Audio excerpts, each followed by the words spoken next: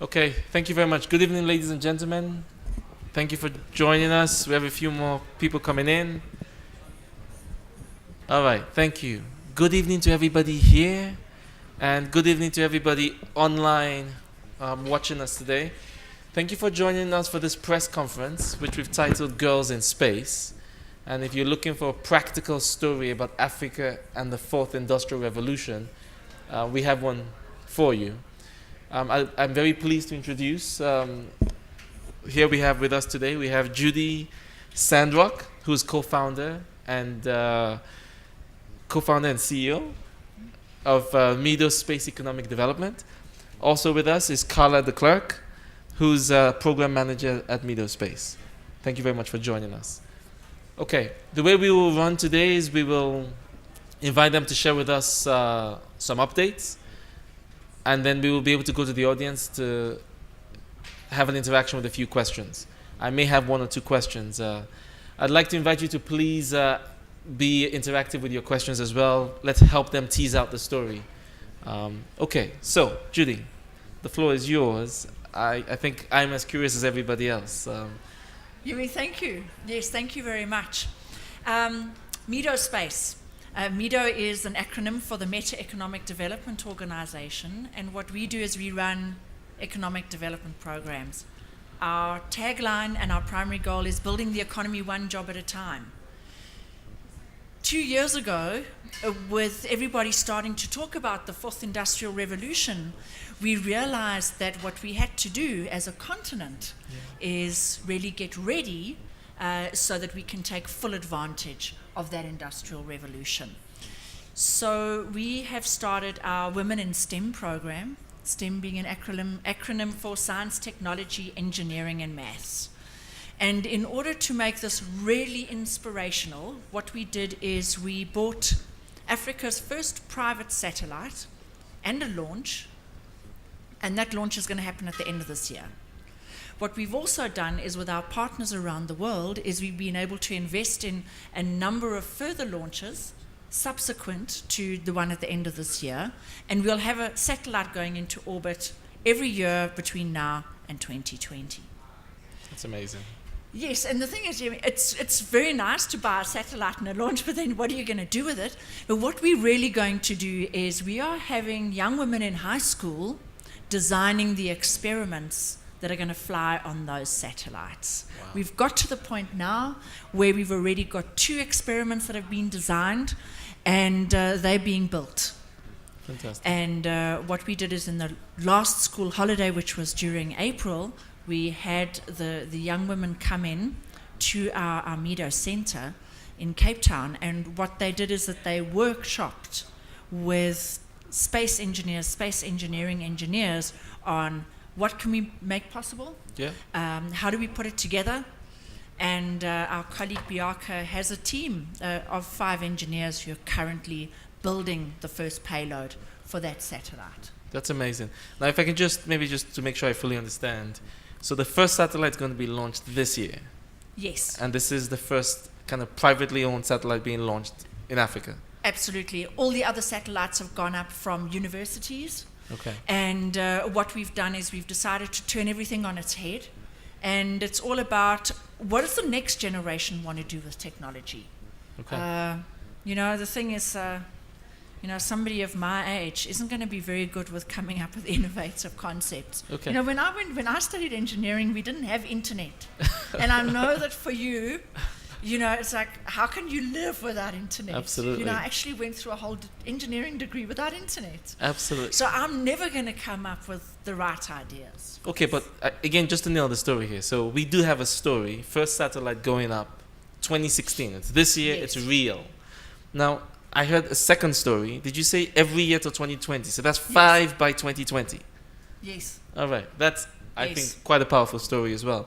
Now, before we come on to you, Clara, I have another question. How do you go from educating girls in STEM to buying a satellite? I don't see an immediate connection. Is there a story there as well? Yes, there is a story.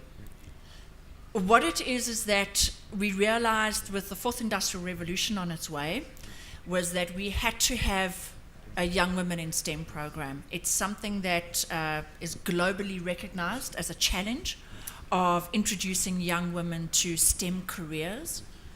And so what we did is we went out and we had a look at globally what is best practice. And we found a program in Eastern Kentucky in the USA. It's a very, very impoverished region of the USA, and they run this Space Trek program. And it's been incredibly successful. They've been running it now for 6 years. And over the first 5 years, they were able to track how they had young women on the Space Trek program. They then were encouraged to apply at university. Well, first of all, get good school marks so that they could apply for university. And last year, they had their first graduates in engineering coming out of their local university who had 5 years before that been engaged on one of these workshops. So we saw that this could work.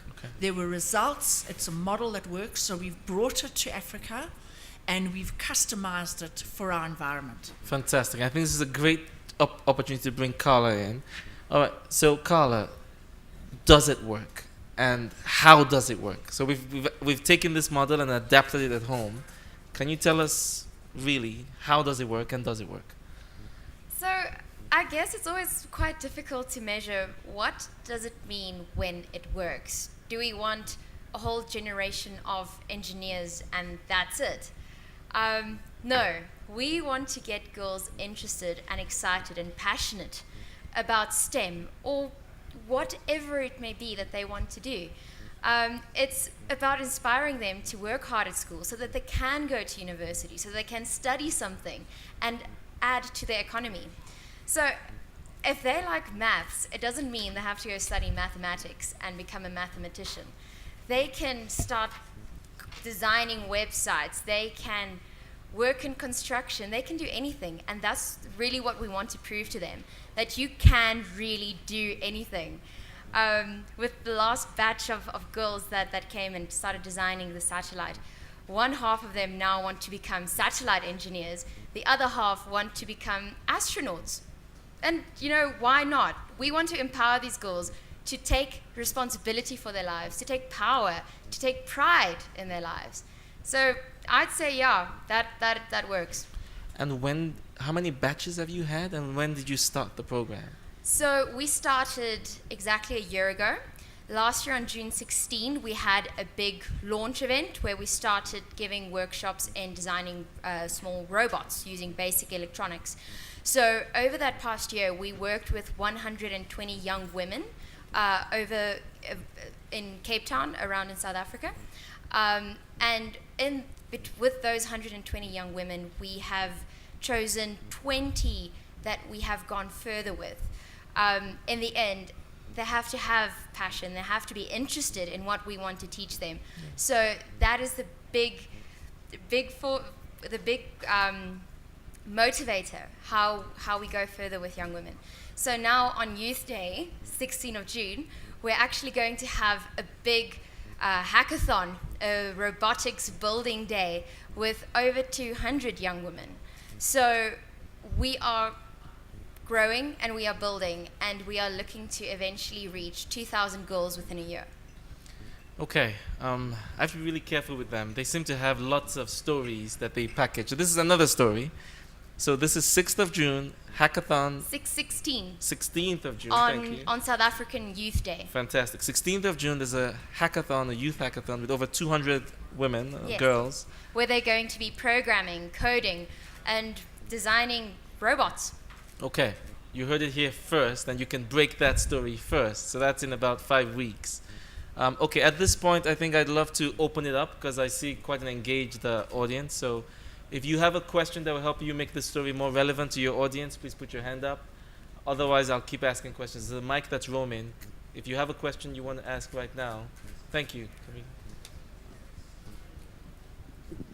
Thank you. I'm the converted. But for the benefit of everybody else, I'm Lade Araba from the Vizela Foundation, which is based in Nigeria, which shares a similar mission with the MEDO organization. And I'm just curious to know, what is the criteria that you utilize in selecting the girls that you work with? I know you talked about you started out with 120 and then you, I guess, whittled it down to 20, but in general, when you're looking at the week-long space boot camps, what types of girls are you targeting? Okay, so let me just explain how exactly the program works. The program is divided into phases. We have phase 1, which is space prep, where we go out to the schools and we teach them how to build a small, very basic robot. It's a one-day workshop that we do on Saturdays at the school, no cost to the girls whatsoever. And it's fun, it's exciting, it's interesting. And then we tell them, please go to our website and apply, get your name onto our server. So then eventually we accumulate to 120 young girls that we have who have applied to go further. Some who don't have applied, who said, this is just not for me, I'm done. And then we interview each of these girls. And when we interview them, they're extremely afraid. They're worried we're going to give them a maths equation to solve or do some science for us. No. We just want to see interest and passion. We want to see whether they do want to go further and whether they are able to work in a team. So that is all that we require from them. So that means they'll go through to the next phase, which is Space Trek. This is a week-long boot camp where we take all the chosen girls away from their homes, away from everything, into the middle of nowhere. And we work to design a very basic satellite. I actually have one here. This is called a cricket satellite. It's slightly more complex than anything else, but this cricket satellite measures the temperature of the atmosphere up to 8 kilometers. So each of these girls, they learn how to build this, how to put it together, how it works, and then they send it up with a weather balloon, and they need to track it with a radio. They need to read the data. They need to work out what is the temperature by just getting a ton of numbers, and then at the end of the week they have to do a big presentation explaining what they learned, how does it work, what is the satellite. And then generally these girls, after they've done Space Trek, they're so excited and so interested to go further. We don't have to ask them, we'll just give them a call and say, listen, we're having a satellite building workshop in the coming school holiday, will you be interested? And they change their holiday plans so that they can come to us and build satellites. Fantastic, thank you so much. If you have a question, please put your hand up, please. Thanks, Oliver Cad from the Forum. I may have missed his apologies, but I'd love to know whether you can scale this up and take it to other parts of Africa. Ollie, thank you very much for that question. We certainly are scaling it up to take it to the entire continent of Africa. In MEDO, we never attempt anything that unless we know we can scale it first. So the whole way we've designed the program is for scalability. And what we've come to realize in the first year of running the program is that we've got 3 vital ingredients. The first is that we need to have free access to internet. As soon as we start running the workshops, we find that a lot of the young women start taking responsibility for their own education and for their own learning. So, in other words, not having a great maths or science teacher isn't a barrier.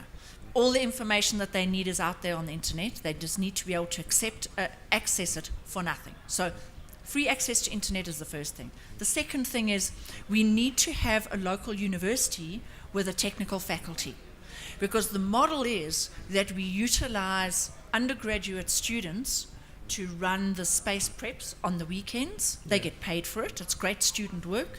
And also we use the postgrad students to help us with the boot camps, as well as to start building the payloads. So we need to have that university, that technical university. And the third thing is we need to have a corporate sponsor who wants to have impact within that region. So what we've got is we haven't got any physical constraints to those 3 aspects, and we've got incredible relationships with a number of universities, and we've been in great conversations with a number of universities so that we can actually roll out across the continent. When the satellite's in orbit, it's in a polar orbit. So what's going to happen is that it's going to be crossing over the African continent every 90 minutes. So it is a program that we have to run across the continent. It's not only just for one country. This is something that we want to do as Africans for Africa. Fantastic. Thank you very much. I believe we had a question in the front. You can get a microphone. Thank you. My name is Ethan Tashavia. I work with the New Times Rwanda. I wanted to know if the discussions also involve some of the universities here in Rwanda, because we understand Rwanda is one of the countries that are so much focused on promoting technology, especially with girls. And my second question goes to you as well, maybe the two of you. What do you see as the future of girls in ICT or in IT? Thank you. Thank you. Should I take the first question, and then you go into the future of the girls? In terms of Rwanda, we're very, very deep in conversation with your Ministry for Youth and ICT. In terms of, we've already had an engagement with the university here in Kigali, because it would be absolutely perfect to be able to utilize the university. The Ministry for Youth and ICT is clearly very, very on board with the whole program. So we've got two of the factors in place.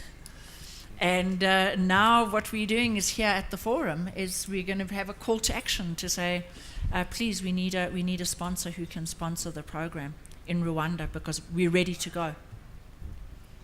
Okay, so for number 2 then, the future of girls in ICT. Well, we want to build a strong, competitive African economy. If you look at the stats, less than 14% of all STEM careers are currently held by women worldwide. And it's also predicted that by 2020, 80% of all careers will be STEM related. So there's quite a big gap. Currently, women don't feature in the STEM fields. They don't feature in the development fields of developing technology or apps or medicine for that matter. So in short, we want to see girls starting to participate in the economy, want to push them to go further, to know that the sky is the limit. So yeah, the future of girls in ICT is to take part in it. Fantastic. Thank you very much. If we have a question in the back. Thank you. My name is Victor Gotebe, presenting African Leadership Magazine in Nigeria. I'm just curious about the privately owned satellite. When you say you intend to buy one each year, how much does each cost? Great. Should I tackle that question? Yes. Okay, certainly. What it is that the small format satellite industry globally has really, really expanded quite rapidly. So so what it is that in order to buy a small format satellite in a launch, one's looking at anywhere between $100,000 and $250,000. So that's for the satellite and the launch. Now, when we talk about a small format satellite, oh, sorry, Carla. No. She's just lost her payload. This is the size of the satellite. It's a CubeSat, and it's exactly a liter. It's 10 centimeters cubed. So the days of sending up something the size of a bus are gone. So this is the format that we're looking at. And there are hundreds of satellites that are being launched every year around the world to go and actually perform experiments. So that's kind of like what you're looking at in terms of numbers. There's also something else that I'd like to mention, and from an economic development perspective and an entrepreneurial opportunity, is if we have a look, this is the latest format of a satellite. This is called a pocket cube. So now this is a lot smaller than a CubeSat. So here we are looking at 5 centimeters cubed. And this is what the format's going to. So with the electronics getting smaller and smaller, the payloads are getting a lot lighter, and it's going to cost a lot less to launch. This is actually made from electronics components that have been developed in South Africa and we're manufacturing in South Africa. So we are not importing these components. It's not as if we're making a middleman rich, an importer rich. So what we've got is we've got the components and they clip together. These are the components that the young women work with when they come on the camps.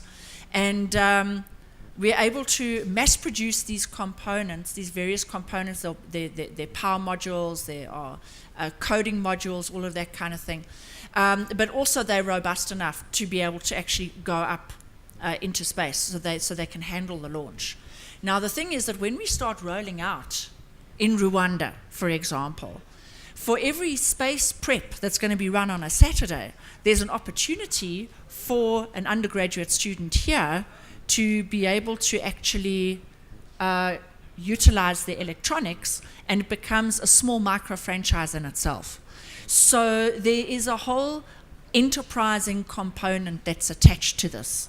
So it's very much a private sector initiative as opposed to being a purely academic venture. Fantastic. Thank you. Do we have any other comments or questions? Thank you. We have one more there. We have more questions. All right, let's go. Please. Well, my name is Ben Ngubane.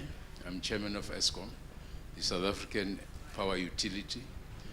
We're quite excited by this development. Fantastic. We have a Young Scientists Expo program, which we support and fund and brings in a lot of young people from schools.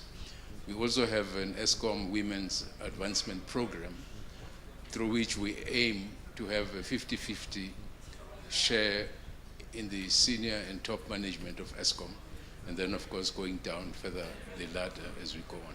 So this is quite exciting. I used to be Minister of Science and Technology for South Africa. Yes.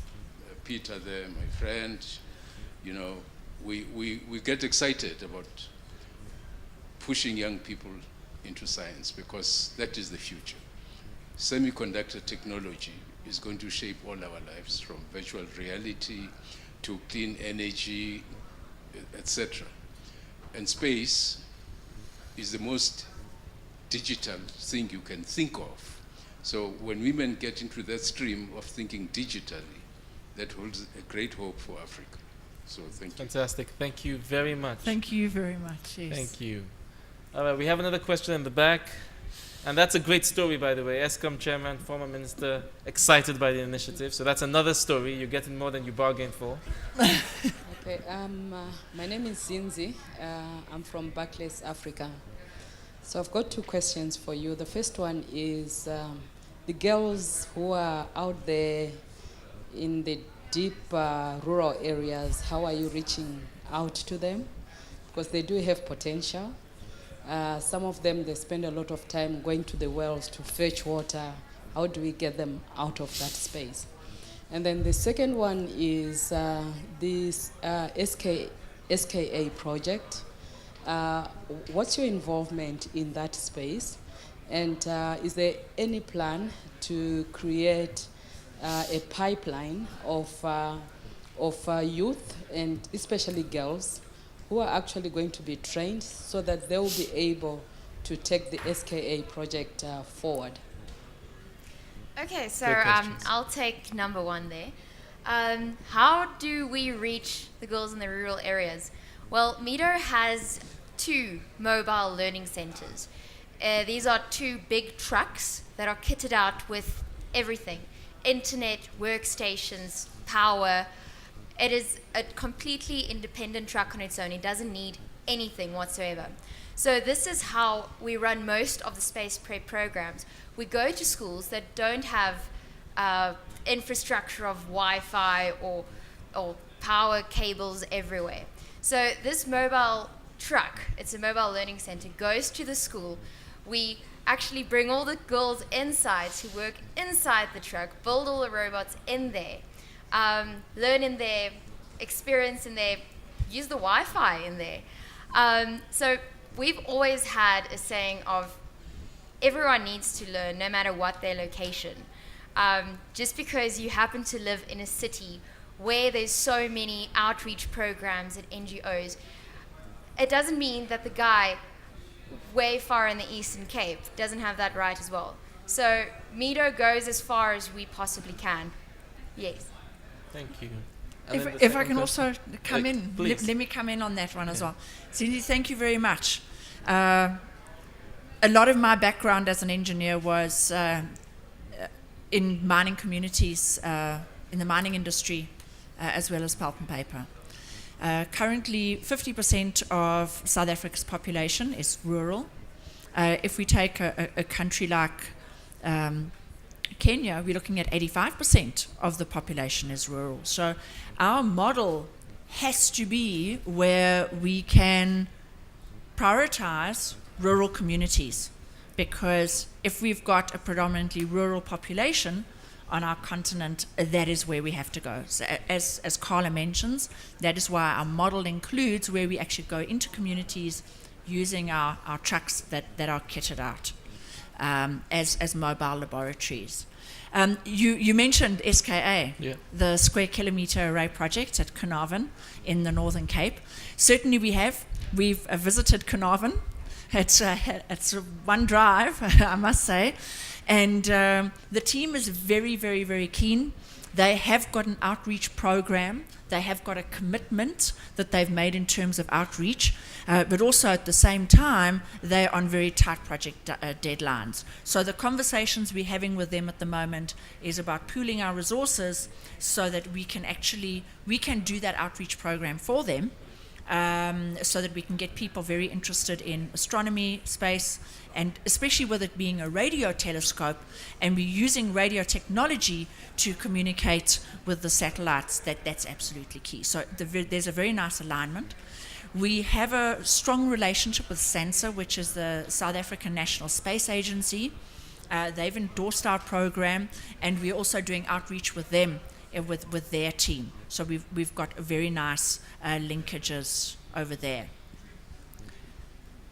Only on Monday, it was the last few days, on Monday, I was having a conversation with a company by the name of Biotherm Energy, and they've got massive solar farms in the Northern Cape of South Africa. Very, very remote, tiny communities there. Small number of children in school. One of the communities has only got 7 youngsters studying maths and science in their final years of schooling. So there is a huge challenge, not only in terms of engaging young people, but the thing is that what often happens is that companies find it very difficult nowadays to get engineers and technologists to go into these areas and work there on solar farms, on mines, on projects like SKA. Nowadays, all professionals have got professional spouses, so one has to have jobs for 2 people and careers for 2 people when one's looking at rural areas. So getting a city slicker to move out to a rural area is virtually impossible. What we need to do is we need to encourage the youngsters where they live to pursue these careers, go to university, and then go back home. And now what they can do is now they can build the economy at home. Yeah. They can earn those top salaries at home, and in that way generate that local economy. Too often what we see is that there will be a resource, whether it's the sun or whether it's gold or whether it's iron ore, and the people in that community are not benefiting directly from that resource. It's the people in the big cities who are the suppliers and who are the professionals moving to that area. So you're absolutely right. If we're going to be looking at the 4th Industrial Revolution, and we're going to have a proper look at our continent, we have to take these factors into consideration when we run a program like this. All right, thank you so much. I see more hands. We're almost out of time. If it's okay, I'll take one more, and then you'll have a chance to all interact. Let's take one more right here. Thank you. Thanks very much. When you talk about young people and the people you encounter, and you just mentioned the SKA project, we've heard a lot at the forum about Africa needing to catch up with the rest of the world. I mean, do you think this is catching up, or do you think the human resources that you've seen mean that Africa could become leading edge in space and technology? Great question, thank you. And I'd like to invite both of you, so one of you can answer the question, but I'd like both of you to probably close as well. So maybe beyond answering the question, if you can make some final comments or remarks so that we can let you all go. I know you're all very busy. Thank you. To answer your question, firstly, we do have a bit of catching up to do. But that doesn't mean we're lagging too far behind that in a few years, by 2020 even, we can't have caught up already. Africa has so much potential. We have so many individuals, so many passionate individuals, so excited to work in Africa and make it the continent it should be. We do have a bit of work, yes, but why the hell can't we catch up? We at MEDO believe there's no problem, there's a solution. So it's not that Africa is in a dark place. No, we are working towards going forwards. We are going to space. We're having the first private satellite going up. I know of at least 6 other satellites being developed currently in South Africa. So there is so much going around, but let's start at the basics. Let's start at the youth. Get them to build their economy for us. Fantastic, thank you so much. Judi? I think, Peter, what we saw with the uptake of GSM on the African continent, the thing is that the Americans had invested decades and billions of dollars in landlines, and the technology changed, and suddenly we utilized GSM right across our continent within a year. And exactly the same thing is happening with the space industry. The Americans have invested billions and billions of dollars over many decades since the 1950s in building their space programs. And now we've got a format that looks like this. And the thing is that what we're going to find is that on our continent, we're going to leapfrog. And we're going to be able to position ourselves absolutely perfect for this format. So I don't think we need to worry about being linear and thinking we're currently lagging behind, so therefore we're always going to be behind. What we're going to do is we're going to leapfrog. So what we need to do is we now need to start focusing on how can we start launching satellites from the African continent. There's one thing that they say, rocket science is not really rocket science. It's actually pretty easy. It's the technology is there, and it's not even priority technology. What we need to do is we need to make sure that we can launch from our own continent, and we can take advantage of this massive market that's developing out there. We're in the right place at the right time. We're not lagging behind. That's fantastic. Thank you so much. And true to form, that is yet another story right at the end of the press conference. So disruption in the space industry opens up an opportunity for Africa to leapfrog. That's a great story. You can write it. You've got the content. I want to say thank you so much. I want to thank you all for your engagement. We have Africa's first private satellite to be launched this year. We have 5 by 2020. We have a model that produces these outcomes in a very scalable way. It's interactive, it's fun, and it actually stimulates and supports private sector development as well. So it's not all pie in the sky, it's really concrete. And we know the ESCOM chairman is excited about this as well. So you can write about that. Thank you so much for your time. They'll be around for more questions. Thank you. Thank you very much.